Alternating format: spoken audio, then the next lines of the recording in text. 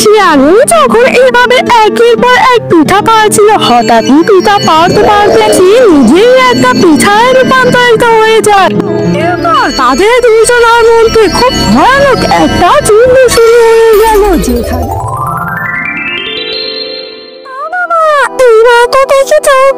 আগের থেকেও বেশি ঠান্ডা পড়েছে, কিন্তু এই ঠান্ডায় যে আমার লাভের থেকে লোকসানটাই বেশি হচ্ছে। এই ঠান্ডার জন্য এখন আর কোনো প্রাণী যে জম করে আসে না, আর আবারও ওদেরকে দূরে শয়তানের উদ্দেশ্যে বলে দেওয়া হয় না। ওদের বলে না দিয়েছে আমি আবার শক্তিও পাই না। যাই একবার গ্রামের দিয়ে উড়ে আছি, ওখান থেকে কোনো শিকার পাই নাকি। এই কথা বলে পেতু তখন নিজের মায়াবী ক্ষমতা ব্যবহার করে একটি কাকে রূপান্তরিত হয়ে গ্রামের উদ্দেশ্যে উড়ে যায়। ডাইনিটি কাককে বেশ অনেকক্ষণ ওড়ার পর গ্রামে এসে পৌঁছালো এবং একটা বড় বট গাছের ডালে বসে নিজের আসল রূপে এসে সেই গাছের উপরেই বসে রইল। ডাইনিটা যখন সেই গাছটার উপর বসেছিল ঠিক তখনই পাশের বাড়ি থেকে একটা গরম গরম খুবই সুন্দর মিষ্টি একটা সুবাস তার নাকে ভেসে এলো, এবং তার সাথে সে দেখতে পেল একটা বাচ্চা মেয়ে কি যেন একা একা বিড়বিড় করতে করতে সে বাড়ির দিকে এগিয়ে যাচ্ছে। কি মজা আজকে আমার মা আমার জন্য কত সুন্দর করে পিঠা বানাচ্ছে, আমি আজকে পেট ভরে পিঠা খাবো, কি মজা। সেই বাচ্চা মেয়েটার মুখে ডাইনি যখন পিঠার নাম শুনলো তখন চট করে তার মাথায় একটা বুদ্ধি চলে এলো। আজ দিদিকে একটা বাঙালি ডাইনি হিসেবে পড়তে আমার লজ্জা হয়েছে। আমি বাঙালি হয়ে কিভাবে ভুলে যাই এই শীত মানে একটা বাঙালির পিঠা উৎসব। আমি তো একটা কাজ করতে পারি, এই পিঠার রূপ দেখে এই প্রাণীদেরকে জঙ্গলে টেনে দিয়ে যাবো, এতে আমার তেমন একটা কষ্ট পাইতে হবে না। এই সমস্ত কথা বলে ডাইনিটা আবারও কাক রূপিয়ে জঙ্গলের দিকে হয়ে গেল।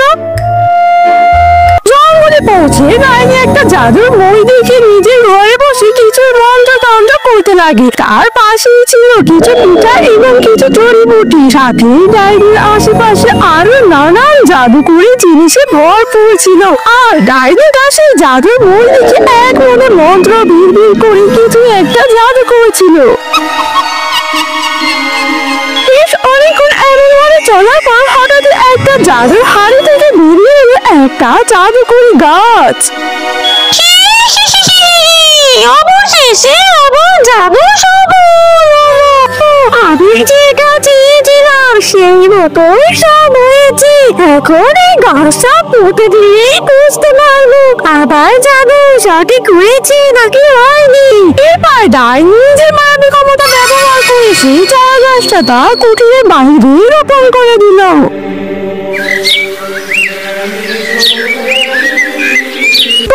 সকালবেলা ডাইনি ঘর থেকে বেরিয়ে দেখতে পেল তার রোপণ করা চারা গাছটা অনেক বড় হয়ে গেছে এবং তাতে লেগে আছে নানান ধরনের পিঠাপুলি। এই তো আমার জাদু সফল হয়েছে, আমি যেটা চেয়েছিলাম তেমনই হয়েছে। বড় পিঠার গাছ, এখন আমার কাজ শুরু করতে হবে। যাই গ্রাম থেকে মানুষদেরকে ফুসিয়ে বাজিয়ে নিয়ে আসি। এই কথা বলে ডাইনি তখন আবারও সেই কাকটা রূপ নিল এবং উড়ে গ্রামের দিকে চলে গেল। গ্রামে পৌঁছে ডাইনি একটা গাছের উপর কাক রূপে বসে একা একা বিড়বিড় করতে লাগে।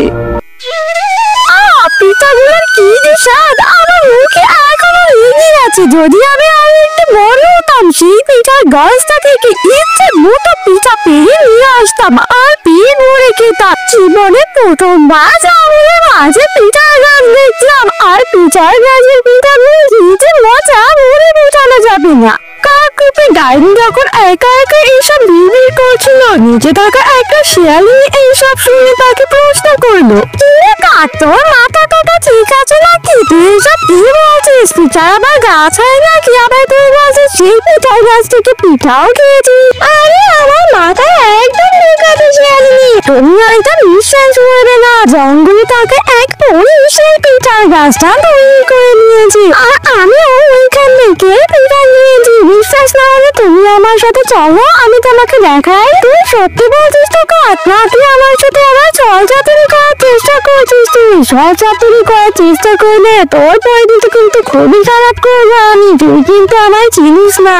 আরে আমি কি পাগল যে তোমার মিথ্যা কথা বলবো? তোমার যদি আমার কথা বিশ্বাস না হয় চলো আমার সাথে, আর আমি মিথ্যা কথা বললে তুমি সেখানেই আমার খামচি মেরে শেষ করে দিই। তাই কিন্তু কাকের মুখে এই সমস্ত কথা শুনে শিয়ালিনী আশ্বস্ত হয়ে তার পিছু পিছু গেল। সেখানে গিয়ে শিয়ালিনী সত্যি সত্যি দেখতে পেল একটা বিশাল বড় পিঠার গাছ, যা দেখে সে খুবই অবাক হলো। আরে কাক, তুই তো আমার একদম সত্যি কথাই বলেছিস। এখানে তুমি কি কর? অত বড় একটা পিঠার গাছ, যাই যাই কটা পিঠে পারি আর খাই, কতদিন পিঠে খাই না। এই কথা বলে সে শিয়ালিনীটা একটা লাঠি দিয়ে গাছ থেকে কয়েকটা পিঠা পাড়তে লাগে।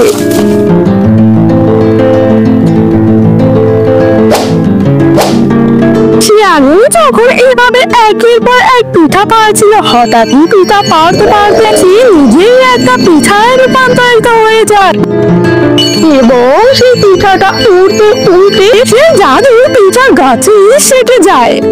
অন্যদিকে কাকরূপী সেই ডাইনি এইসব দেখে তার আসল রূপে চলে আসে এবং খুবই খুশি হয়। অবশেষে আমি আবার প্রথম শিকারটা ধরতে পেরেছি। এভাবেই আমি আমার বাবাকে শিকার মুখে ধরে এভাবে পিঠায় রূপান্তরিত করবো। এরপর থেকে ডাইনি প্রতিদিন গ্রামে গিয়ে গ্রামবাসীকে সেই পিঠার কথা জানিয়ে ফুসলিয়ে ফাসলিয়ে জঙ্গলে নিয়ে এসে সেই পিঠার গাছ থেকে পিঠা পাড়াতো এবং তারা যখনই পিঠা পাড়তো তারা নিজেরাও একটা পিঠায় পরিণত হতো। ধীরে ধীরে গ্রাম থেকে পশু পাখির সংখ্যা কমতে থাকে এবং পশু পাখি সব সময় ভয়ে আতঙ্কে জীবনযাপন করতে লাগে। আমি সত্যি বলছি টিকা দাদা, জঙ্গলে একটা পিঠার গাছ আছে যেটা কিনা এক জাদুকরি বুড়ি জঙ্গলের সবার জন্য তৈরি করে দিয়ে গেছে। কিন্তু আমি ছোট পাখি, একা আর কটাই বা পিঠা নিতে পারবো। তাই তোমার কাছে সাহায্য চাইতে এসেছি। তুমি চলো না, পিঠা পারলে আমাকে সেখান থেকে অল্প কিছু পিঠা দিয়ে তুমি বাঘ পাখিগুলো নিয়ে যেও। তোকে কি আমি পাগল দেখছি যে আমাকে এইসব কথা বলবি আর আমি বিশ্বাস করে নেব? পিঠার আবার কোনো গাছ হয় না কি বোকা? না না, আমি সত্যি বলছি টিকা দাদা, বিশ্বাস না হলে দয়া করে আমার সাথে চলো, না হলে অন্যান্য পশুরা কিন্তু সব পিঠে শেষ করে দেবে। আমি ছলচাতুরি করলে তুমি সেখানেই আমার মেরে দিও। তুমি তো আমার থেকে কত শক্তিশালী। আচ্ছা যা, তোর কথা আমি বিশ্বাস, আমাকে সেখানে নিয়ে চল। এই কাকটা তো মনে হয় মাথা গেছে, কি সব আজগুবি কথা বলছে। আর এই চিতাবাঘটাকেও পাগল করলো।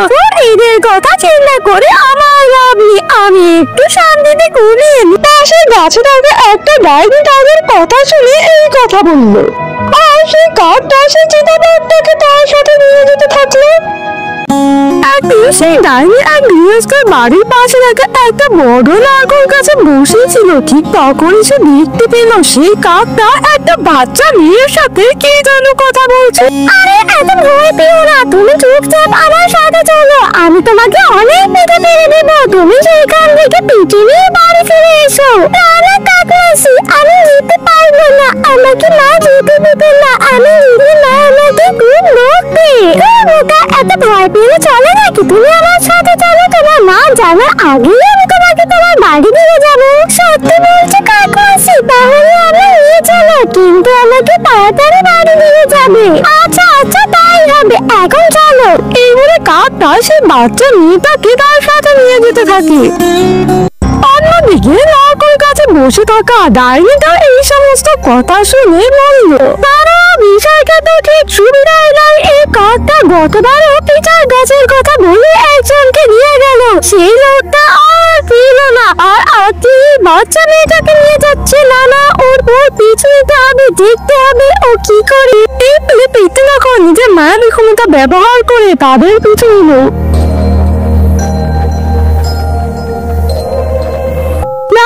তাদের পিছু নিতে নিতে একেবারে চম্পা ডাইনি সেই কুটিরের সামনে এসে উপস্থিত হলো। না না, বিষয়টা তো ঠিক বুঝলাম না। এই কাকটা এই বাচ্চা মেয়েটিকে চম্পা ডাইনির কুটিরের সামনে কেন নিয়ে আসলো? তাতে কি তা চম্পা ডাইনির নতুন করে বলতি? ডাইনি তখন মনে মনে এইসব কথা বলছিল। ওদিকে কতক্ষণে বাচ্চা মেয়েটা সে পিঠার গাছ থেকে কয়েকটা পিঠা পেয়ে দিল। পিঠা পাতে সে বাচ্চা মেয়েটাও একটা পিঠায় পরিণত হলো এবং অন্য পিঠাগুলোর মতো গাছে গিয়ে সেটে গেল। বুঝতে পেরেছি, চম্পা ডাইনি তাহলে আবারও ওইটার উদ্দেশ্যে বলি দেওয়ার ফল দিয়ে আসছে। ও বড়দের পাশাপাশি এরকম ছোট ছোট নিষ্পাপ বাচ্চাদেরকেও বলি দেবে? না না, এটা তো মেনে নেওয়া যায় না, ওকে আটকাতেই হবে আমার। কথা বলি তখন সেই ডাইনি দৃশ্যমান হলো। ওদিকে ততক্ষণে চম্পা ডাইনি ও তার ডাইনি রূপে চলে এলো। এরপর আচমকায় সেই ডাইনিটি চম্পা ডাইনির উপর আক্রমণ করলো। হঠাৎ আক্রমণে চম্পা ডাইনি নিজেকে না সামলাতে পেরে মাটিতে পড়ে গেল।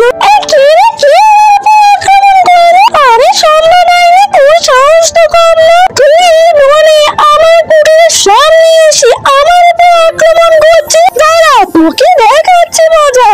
প্রতিবার আমার প্রতিটা কাজের বাধা হয়ে দাঁড়াস তুই। বাধা তো হয়ে দাঁড়াতেই হবে, কারণ তোর প্রতিটা কাজই তো হয় ভুল এবং পাপে। জানিস তো আমরা বেঁচে থাকতে কত ভালো বান্ধবী ছিলাম, কিন্তু অপরাধের মৃত্যুর জন্য আজ আমাদের দুজনেরই এই এক দশা হয়েছে। আমাকে তোর অতীতের কথা মনে করাতে হবে না, আমার সব মনে আছে। কিন্তু এখন আমার শুধু আর শুধুমাত্র ক্ষমতা চাই, ক্ষমতা, বুঝেছিস তুই? তাই আমি এসব করবো, দরকার হলে তোর সাথে লড়াইও করবো এর জন্য। এরপর তাদের দুজনের মধ্যে খুব ভয়ানক একটা যুদ্ধ শুরু হয়ে গেল, যেখানে তারা দুজনেই অনেক শক্তিশালী ছিল। চম্পা ডাইনি অনেক চেষ্টা করে চম্পা ডাইনিকে হারানোর, কিন্তু চম্পা ডাইনি ছিল খুবই শক্তিশালী, যার জন্য চম্পা ডাইনি তার সাথে পেরে উঠছিল না। না, আমার চম্পা ডাইনিকে হারাতে হলে ওর দুর্বলতা খুঁজে বের করতে হবে। ওর ভিতরে ওর প্রাণ বন্যাটা নেই, যেটা আমি বুঝতে পারছি, কিন্তু ওর ভিতরে যদি ওর প্রাণ না থাকে তাহলে কোথায় আছে? ডাইনি যখন মনে মনে এইসব ভাবছিল, ঠিক তখন সে দেখতে পেল সেই চাদর পিঠার গাছ থেকে হঠাৎ করে একটা জাদুর কণা দূর হয়ে গেল এবং সেই পিঠাগুলো কেমন উতাল পাতাল করতে থাকে। তো পেয়েছি, আর প্রাণ কোথায় আছে? ক্ষমা করিস বান্ধবী, তুই আমার অনেক ভালো বন্ধু ছিলি, কিন্তু কি করবো, তোকে আটকাতে বলেছি, আমার এটা করতেই হবে। এইসব কথা মনে মনে ভেবে চম্পা ডাইনি নিজের চারপাশে একটা সুরক্ষা ব্যবস্থা তৈরি করে এবং সেই গাছটা বরাবর একটা জাদু বিদ্যুৎ করে। সঙ্গে সঙ্গে গাছটা সাথে চম্পা ডাইনি আগুনে দাও দাও করে চলতে থাকে। বাবা, ঝুলে যায়, পড়ে যায়, বাঁচাও বাঁচাও, নিজেকে আমার ভালো বন্ধু মনে করিস তুই, আর তুই কিনা আমার সাথে এমন করলি, তোকে আমি কখনোই ক্ষমা করবো না, বাঁচাও। এইসব কথা বলতে বলতে চম্পা ডাইনি এবং সে জাদুর পিঠার গাছটায় পুড়ে একেবারে ছাই হয়ে গেল এবং হঠাৎ সেই পিঠার গাছটার ছাইয়ের ভিতরে থেকে একের পর এক জাদুর আলোক রশ্মি বেরোতে থাকে, যার ভিতর থেকে পরে ডাইনির বন্দি করা সমস্ত প্রাণীরা মুক্ত হয়ে যায়।